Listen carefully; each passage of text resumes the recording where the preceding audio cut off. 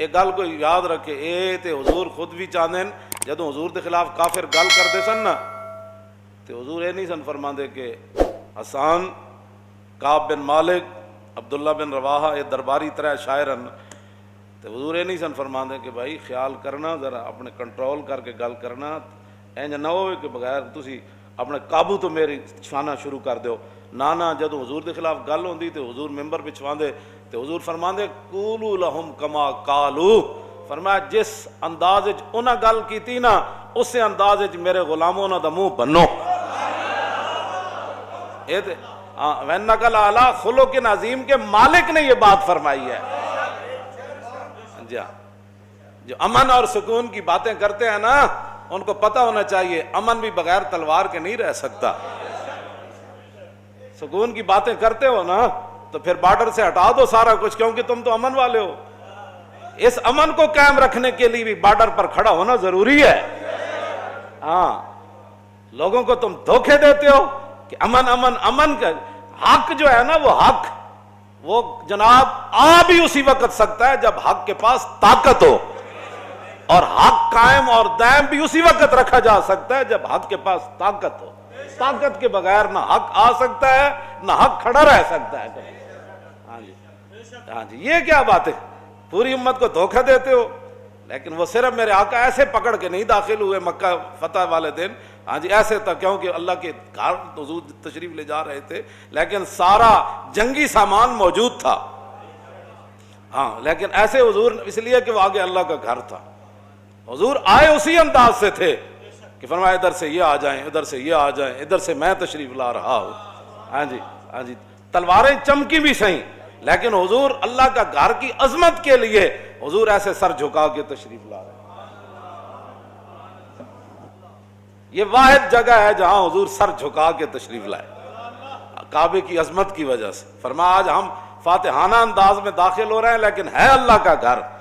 صحابہ کہتے ہیں حضور کی جو پیشانی مبارک تھی وہ کجاوے کی جو لکڑی تھی نا، اتنا آپ نے سر جھکایا ہوا تھا کہ وہ لکڑی کے سر آپ کی پیشانی جو چھو رہی تھی۔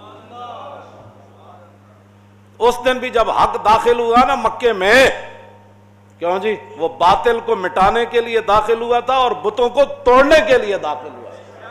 ہاں، جال حق کو، یہ میرے آقا پڑھ رہے تھے اس دن آیت، جب تم نے حق باطل ہے ہی تمہارے نزدیک کوئی نہیں، بین المذاہب ہمانگی کرو تو پھر قرآن کا کیا کرتے ہو؟ تمہیں تو قرآن سمجھ آ ہی نہیں سکتا۔ میں صرف وہ آیتیں پڑھوں نا جو اللہ رب العالمین نے اپنے حبیب کی اور وہ صحابہ کی باتیں، اور وہ جو مجھے شعر یاد ہیں حضرت حسان سے لے کر سب، تو وہ بھی کئی گھنٹے گزر جائیں۔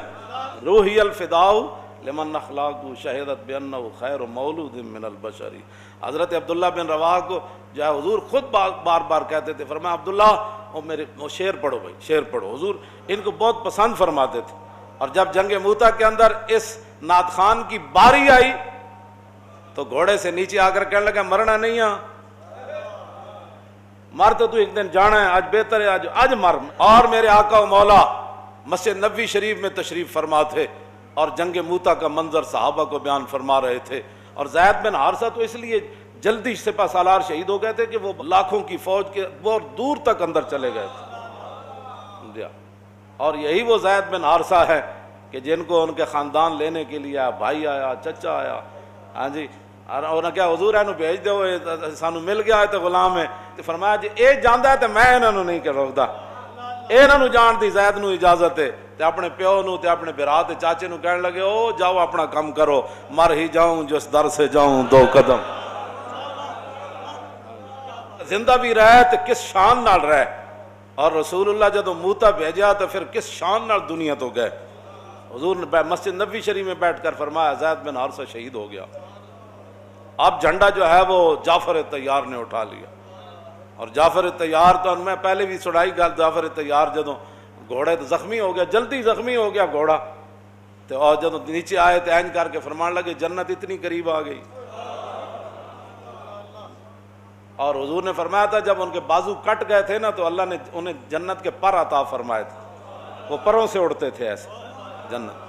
دونوں بازو کٹ گئے جنگ موتا میں، یہ بھی کٹ گیا، پھر جھنڈا اس میں پکڑا، جب یہ بھی کٹ گیا تو پھر جتنے جتنے وہ بازو بچے تھے جھنڈا اس میں تھام لیا، پیچھے سے عبداللہ بن رواحہ آ گئے۔ یہ وہ عبداللہ بن رواح ہیں.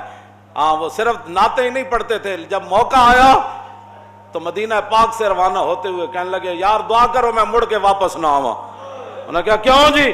فرمایا نہیں عبداللہ بن رواح کی یہ تمنا ہے کہ اتھے بڑا بڑا برچھا لگے، بڑا بڑا نیزہ لگے تے چھرا لگے تے تلوار میرے پیٹ چ لگے، میری آنتڑیاں کٹ جان، جاگدار اتھے خون نکلے، پھر میں نے اتھے دفن کر دیتا جائے، پھر قیامت تک حضور دی امت گزرے میری قبر کولو تے کہے واہ واہ عبداللہ بن رواح تو نعت خوانی بھی کی تھی تے کمال کی تھی تے میدان جنگ چی آیا تے حداں پا جڑیاں تے. یہ وہ عبداللہ بن رواح ہے.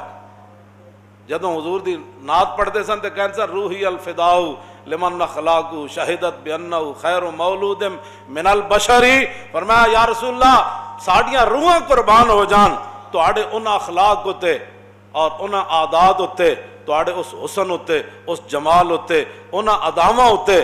حضور تواڈے تو سونا نہ کوئی ہویا نہ کوئی ہو سی. گستاخ نبی کی ایک ہی سزا. ادھر والے بھی سن لیں اور پورا کفر بھی سن لیں. ہاں یہ ادھر والے بھی سن لیں جن کو تکلیف ہوئی ہے، شالا یہ تہاڈی تکلیف سدا برقرار رہے. ہاں تے حضرت جدوں خبیب بن عدی نو پھانسی دین لگے نا تے آپ پھانسی دے تختے تے کھڑے ہو کے تے ویکھیا نا جدوں تو پھر آپ نے ایک دعائے جلال فرمائی سی، اللہم احسم عددا وقتلہم بددا اور لا تبق منہم احدا. اے اللہ اے نا سارے نو گن لے. ہاں اے اللہ اے نا سارے نو گن لے. اے گل فرمائی یا اللہ اے نا سارے نو گن لے ایک ایک نو تے یا اللہ انہاں نو کلیاں کلیاں کر کے ماری تے یا اللہ انہاں جو ایک بھی نہ چھوڑی.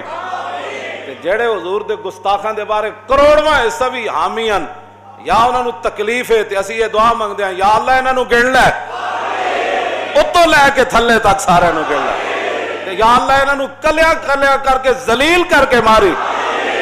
انہاں نو اس طریقے نال ماری. قاضی ایاز نے شفا شریف وچ لکھیا ایک بندے نے حضور دے خلاف گل کی تھی اور جدوں فتح آیا مقدمہ اپنا عدالت تے قاضی سارے قاضیاں نے مل کے تے انہوں کہا انہوں قتل کر دو، بلکہ ایک قاضی نے اٹھ کے خود ڈھڈے چھرا مار دیتا. انہوں کہا حضور دے بارے گل کی تھی. یہ تو وہ قاضی تھے نا اٹھ کے خود چھرا مار دیتا. انہوں کہا انہوں ٹک ٹکی تے بنو پھانسی گھاٹ تے انہوں جدوں بنیا نا جی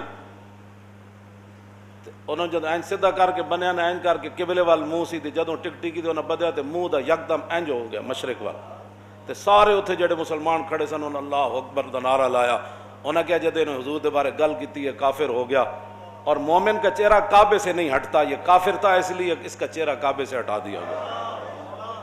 پھر جدوں دا خون بہ گیا تو قتل کر دیتا. خون جڑا بہ گیا نیچے تے کتا دوڑدا ہویا وہ چٹن لگ پیا. پھر سارے قاضیاں تے مولویاں نے اٹھ کے تے مفتیاں نے نعرے تکبیر لایا. انہوں نے کہا ایک ہی ہویا.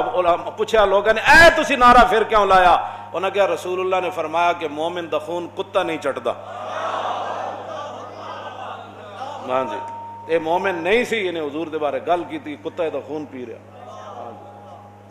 اس واسطے حضور دے بارے گل کوئی نہیں کوئی کرے گا حضور دے بارے کوئی کروڑواں حصہ بھی اتھے تے گل اللہ نے فرمایا آواز اچھی ہو جائے تے ایمان چلا جاندہ.